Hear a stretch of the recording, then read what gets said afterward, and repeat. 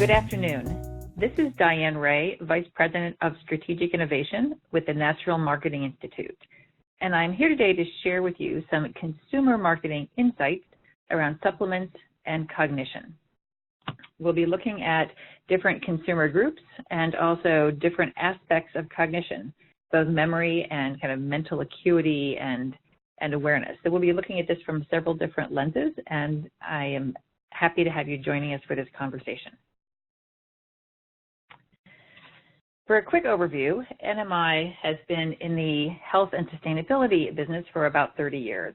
We specialize in understanding the consumer marketplace, but also the B2B marketplace, and what is happening in today's market from a source of supply all the way through disposal of the product at the other end.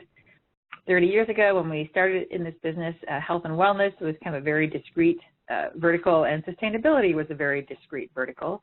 And as many of you know, that intersection between those two has become stronger and stronger to the point where they're almost indistinguishable.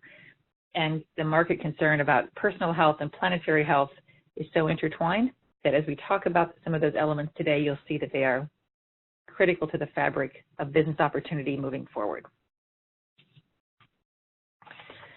A quick look at kind of who NMI is. In these days of fake news, we like to say that we are really delivering authentic news and authentic data. Our data has been used by the National Institutes of Health, by the Wall Street Journal. We've been published in numerous publications and magazines. We run our own studies since 1999, and these are syndicated studies that we publish in multiple countries. And we have that data available both in report format, but in data mining format as well. Behind the scenes, it's one giant database that allows people to answer kind of custom questions. You can participate in those studies by including your own questions, or you can do a lot of analysis of data that already exists. Now, NMI uses that data as a jumping off point for a broad range of custom consulting opportunities. Feel free to reach out at some time in the future if you have any questions about these particular pieces of our services and skills. For today's talk, we will be pulling data from both a health and wellness trends database. This database has been running for almost 20 years and really is focused on the topics there: food, beverage, diet, nutrition, food attributes, health concerns, a lot of what's going on in the dynamics of that marketplace. Our supplement OTC RX database, or SWORD for short, really does a deeper dive into vitamins and minerals, botanicals, herbals, all of the growth in nutritional ingredients per se. So much less about finished products, much more about individual ingredients and supplements, and a much deeper dive into health conditions that people are working to prevent and are actually managing or treating.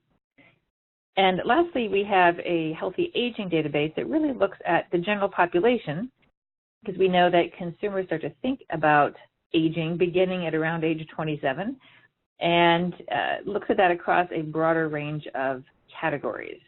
So not just food and bev, even though that's included, not just supplements, even though some of that is in there, but it's also about retirement and lifestyle and what are some of the motivators behind different behaviors. So we're drawing from all three of those databases for today's conversation, and each slide should be highlighted as to its source if you have any questions following up.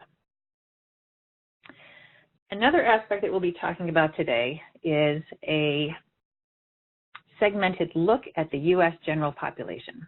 Now, we have run this segmentation in multiple countries, but for today's discussion, we are going to be focusing just on the U.S. market. And well-beings, which we'll talk about a little bit, are about 26% of the gen pop, and this is based on 2017 data, and these are adults 18 and over. And well-beings are often a key target for health and wellness products. They're also those who are most proactive in taking care of their health. So as we look across different age groups coming up, we look across the segments as well to see where there is the most amount of concern, where is the most activity. And there are significant gaps between concern and activity that we'll be talking about as well. Well-beings are often targets for organic products, for leading edge health and wellness products. They're often your lead users, and what they choose to take into their households and into their bodies and into their families' lifestyle will often be precursors for where the rest of the market is going. Food actives are a very interesting group. They have dropped to about 14% of the U.S. Gen Pop. They're considered, I consider them almost the Yankee ingenuity consumers in the marketplace. If we ask about what are you doing to maintain a healthy, balanced lifestyle, they are simply going to eat more fruits and vegetables and walk the dog 2 more times around the block. All right, so they're very practical in their orientation, very price concerned, and very skeptical of things that are organic. They're much higher natural product users. Magic Bullets are an interesting group. They have more health problems than other groups in general, partly because they tend to be a tiny bit older group, but you'll see more incidents of diabetes, heart health concerns, obesity concerns, mental health concerns. We look at their product usage across a number of different products. They're very heavy supplement users, but they're also heavy users of lots of probably not as good for you types of foods and beverages as well. Fence sitters, I think of as well-being light. They want the same things as a well-being. They tend to be a little bit younger, have a little bit more kids in the households, or younger families tend to fall into this group.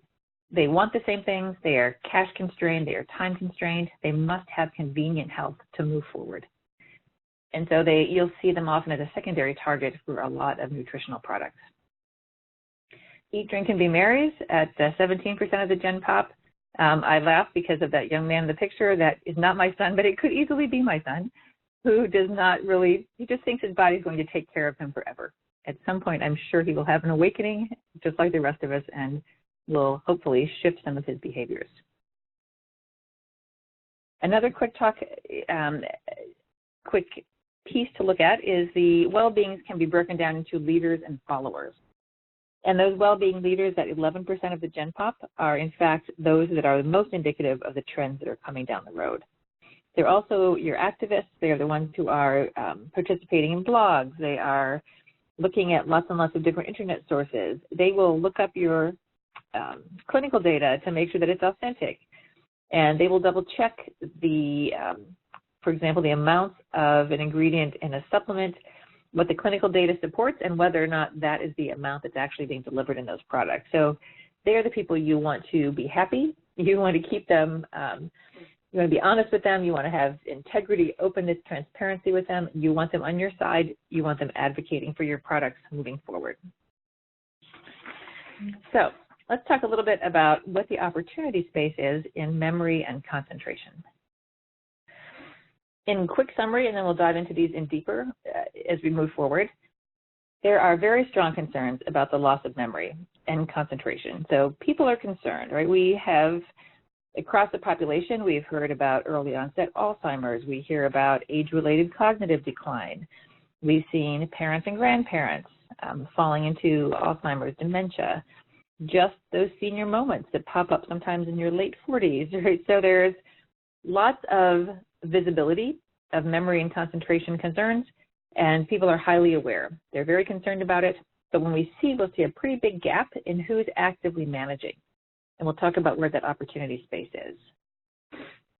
We know that people who are concerned and are actually managing tend to be higher among women, and almost ironically tend to be under age 50, and we'll look specifically at which age groups are most likely to take action and what some of their motivations are. We know that the perception that dietary supplements are effective at treating memory and concentration concerns is strong, and that perception